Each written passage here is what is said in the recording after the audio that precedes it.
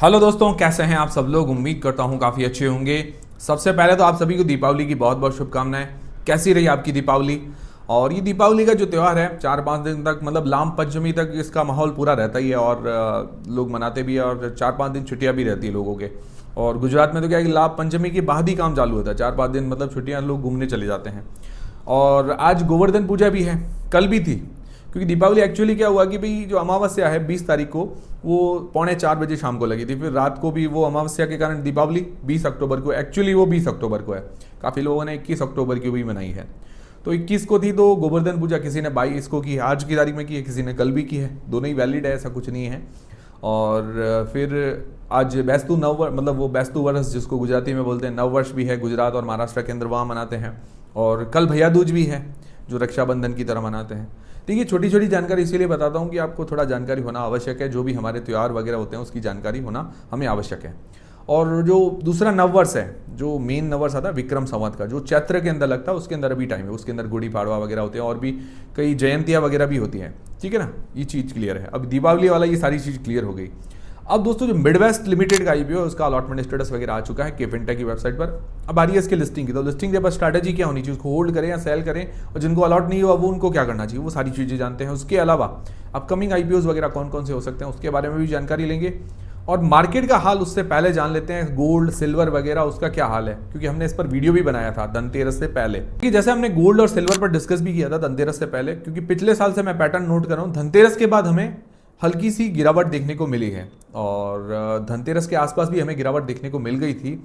और अभी जो उसका ऑल टाइम हाई है गोल्ड और सिल्वर का, उससे दोनों ही काफ़ी नीचे चल रहे हैं। और जैसा हमने वीडियो के अंदर डिस्कस किया था, सेम वैसा ही देखने को मिला। क्योंकि देखिए, चीज़ ये है कि भाई अब लोगों ने काफ़ी नीचे दाम पर गोल्ड सिल्वर पहले बाय कर रखा था, और कुछ लोगों ने उसके बाद क्या है कि वेट करके जो इसका हाई प्राइस आया उसके अंदर प्रॉफिट बुकिंग भी वो करेंगे। ऑब्वियस सी बात है, काफ़ी लोग क्या है कि सेव करके रखते हैं, इसको लेके रख लेते हैं। कुछ लोग तो ट्रेडिंग करते हैं इसकी। अब हाई पे आया तो सेलिंग प्रॉफिट बुकिंग हो रही है, इस कारण गिरावट देखने को मिल रही है। हमने कहा भी था कि भाई लगातार भाव नहीं चढ़ेंगे, ये भाव लगातार कभी भी नहीं चढ़ते हैं। गोल्ड अभी हाईएस्ट 10 ग्राम का लगभग मेरे अंदाजे से 1,38,000 रुपए के आसपास गया था अभी हाईएस्ट। और ऑफलाइन मार्केट के अंदर कहीं 1,42,000 तक भी बिका है, सेल हुआ है। और अभी इसके जो भाव चल रहे हैं 1,28,000 रुपए के आसपास, मतलब डाउन आया है, इसके अंदर गिरावट देखने को मिली है। और कहीं कहीं ये भी बात चल रही है कि 1 लाख से 1,10,000 रुपए के बीच में भी आ सकता है इसका भाव। आज अभी मार्केट खुला नहीं है तो एग्जैक्ट भाव नहीं आए हैं। मतलब इंडियन मार्केट के अंदर देखें तो भाई जो गोल्ड और सिल्वर के एग्जैक्ट भाव नहीं आए हैं। तो मुझे लगता है अभी इससे भी कम हो सकता है, 1,28,000 से भी कम भाव हो रहे होंगे इसके। और काफ़ी लोग वापस बाय करने की भी सोच रहे हैं। तो देखिए, उसके अंदर क्या 1 लाख और 1,10,000 रुपए के बीच में जो भाव है मुझे लगता है काफ़ी सही है। और इससे नीचे भाव आ जाए 1 लाख से तो बहुत बढ़िया बोनस वाली बात है। बाकी मुझे नहीं लगता कि 1 लाख से नीचे अब आएंगे। जिस हिसाब से हमने सोने का पैटर्न देखा है तो इतनी ज़्यादा गिरावट नहीं देखने को मिलती है। जो हाई अपना प्राइस है उसके बाद से एकदम इतना ज़्यादा गिरावट नहीं होती, थोड़ी बहुत होती है 10-15%, इससे ज़्यादा मैंने देखी नहीं आज तक। फिर बात करें सिल्वर की, तो सिल्वर जो ऑफिशियली जिसने हाई बनाया है 1,82,000 रुपए के आसपास, मतलब लगभग जहाँ तक आंकड़े आ रहे हैं उस हिसाब से बता रहा हूँ।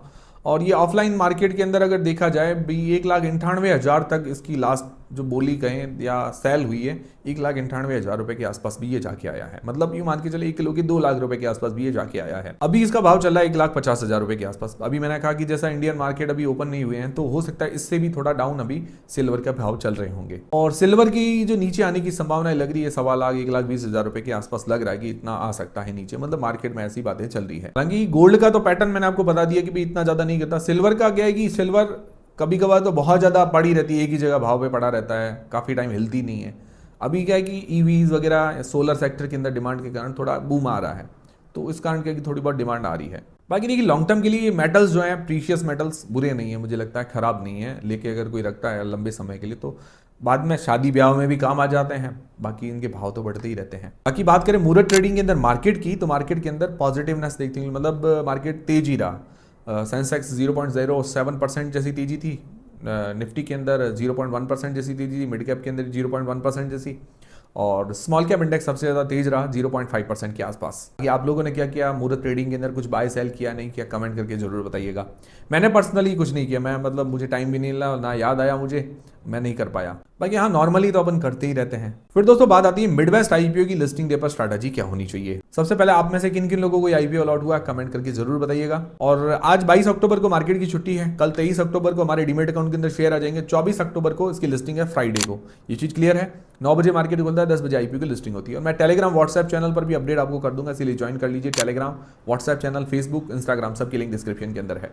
अंदाजन लिस्टिंग प्राइस क्या हो सकती है? अंदाजन देखिए 1065 के अंदर तो हमें अलॉट हुआ है। जो इसका जीएमपी चल रही है 95 रुपए से लेकर 100 रुपए के बीच में, मतलब लगभग बता रही है। तो मान के चलें कि भाई 1160 रुपए के आसपास लिस्टिंग होने की एक संभावनाएं नजर आ रही है जीएमपी के अनुसार, मेरे अनुसार नहीं है, ना ही इसके आपको पूरे भरोसे रहना है। मान लो मार्केट ऊपर नीचे रहता है तो रेंज लेके चले तो 1140 रुपए से लेकर 1180 रुपए के बीच में लिस्टिंग होने की एक संभावनाएं नजर आ रही है, और नेगेटिव लिस्टिंग की संभावनाएं कम है। तब अगर इतना लिस्टिंग मिलता है लगभग 9 से 10% के बीच में, तो लिस्टिंग डे पर स्ट्रैटेजी क्या होनी चाहिए?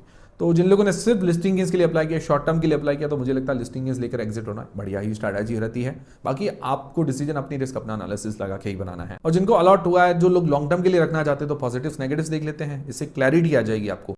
पॉजिटिव ये है कि अगर इसके फाइनेंशियल्स देखें तो इसके फाइनेंशियल्स अच्छे हैं, रेवेन्यू प्रॉफिट के अंदर अच्छी ग्रोथ है, इसके प्रॉफिट मार्जिन्स हर साल बढ़े हैं, ये काफी अच्छी बात है। इसके ऊपर डेट है, बट आईपीओ के पैसे से थोड़ा बहुत डेट पे करेगी, और डेट इतना ज्यादा चिंताजनक बात नहीं है, मतलब इतना ज्यादा नहीं है। बाकी फ्रेश इशू का ये अच्छा उपयोग कर रही है।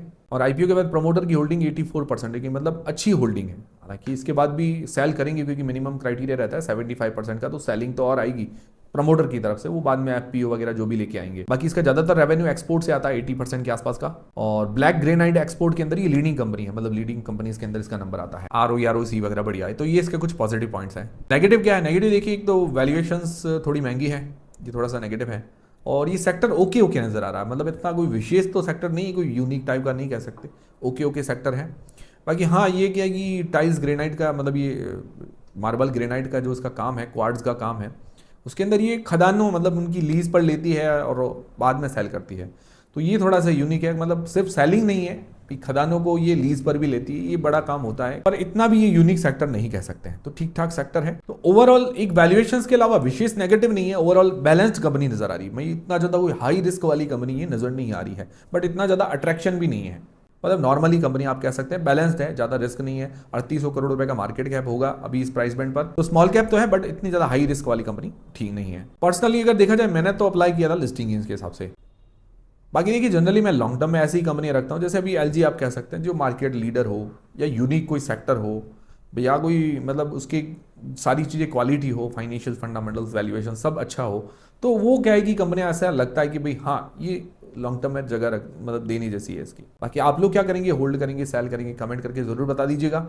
फिर जिनको अलॉट नहीं हुआ उनको क्या करना चाहिए? तो देखिए, जैसा मैंने आपको बताया कि भाई लॉन्ग टर्म के लिए जिनका टारगेट है कि भाई हमको लॉन्ग टर्म के लिए रखना है, तो मैंने आपको बता दिया कि भाई यूनिक सेक्टर हो या कुछ उसके अंदर काफ़ी विशेषताएं हो, तो बढ़िया बात है। और नहीं हो तो फिर आपको सोचना चाहिए कि आपको क्या करना चाहिए। फिर जो लोग शॉर्ट टर्म के लिए बाय सेल करना चाहते हैं, तो देखिए उसके अंदर रिस्क भी हो सकता है, इसके अंदर रिस्क तो होता ही है भाई। कुछ ऐसी कंपनी आती है कि भाई सारे फैक्टर्स अच्छे नजर आ रहे हैं, जीएमपी बहुत बम्पर होती है, बट बाद में उसकी लिस्टिंग कम में होती है। तब क्या कि एक फायदा होता है कि भाई हाँ, इसकी जीएमपी तो अच्छी थी कि भाई अब हो सकता है कि कम में लिस्ट हुआ तो बाद में थोड़ा चढ़ जाए, तो वो कभी कभार पॉसिबिलिटी आती है। तो ये चीज़ है। बाकी आप जो भी डिसीजन बनाए, अपने रिस्क और अपना एनालिसिस लगा के बनाए। फिर दोस्तों अपकमिंग आईपीओस की बात करें, तो अभी अपकमिंग आईपीओस में डेट्स अभी तक किसी की भी नहीं आई है, और अभी छुट्टियों का माहौल चल रहा है, तो हो सकता है डेट्स में 1-2 दिन लगे आने में, ठीक है ना। मंडे को सारी चीज़ें क्लियर हो जाएगी कि भाई डेट्स किसकी आती है।